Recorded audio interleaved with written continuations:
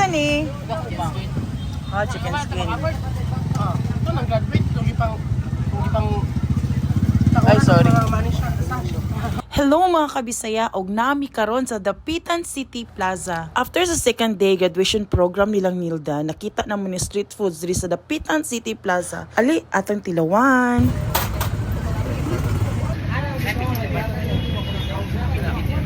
Guys, kabalo man gyud mo nga mahilig gyud kay ko sa street foods, and so far ang pinakalami nga natilawan nako nga fishball sa tanan street foods diri sa Dapitan City. Next, ato i-try ang chicken skin nga naay tulo ka sauce nga imong kapilian, and so far mo nang duha ka sauce akong ganahan. Lami, crispy, init pag yun, ug sakto lang kadako sa 5 pesos guys. Next na to i-try ang tinain nila nga tag 5 pesos gihapon.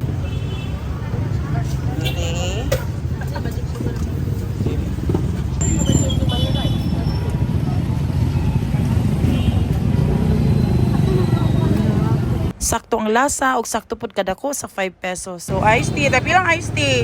Wait lang ma. Okay, then dagan sila diri mga kabisaya oh. Wala murag ani color mo iced tea. Amiga po.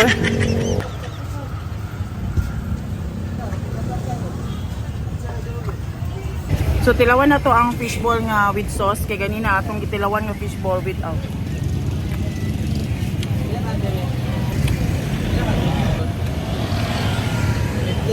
Nami? 20 ha. Nala, bayaran natin.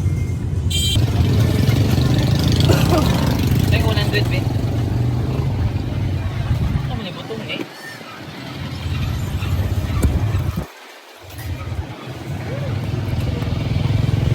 Nag-vlog, magina siya. Ano yung nag-vlog ko ang bagapitan?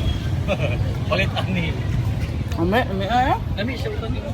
Nami yung Pila yung mangga te? 20 ma'am, 25 pag may bagong ma'am. Ay, sige, try With na to te. bagoong, ma'am. Oo, with bagoong. Kami ito bagong ma'am. Okay. Maguluto na ma'am. Wow!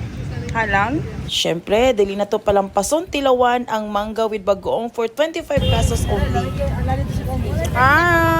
In fairness, lami kay ang mangga og bagoong guys. So that's it mga kabisaya. No, naklaro magid ninyo kung unsa ko gilamian sa ilang street foods diri sa Dapitan City Plaza. So kung namo sa Dapitan City, ayaw ninyo i-miss nga i-visit ang mga street foods diri sa Dapita or kung asa diri sa Dapitan City. Kaya para makatabang po ta sa mga local vendors mga kabisaya.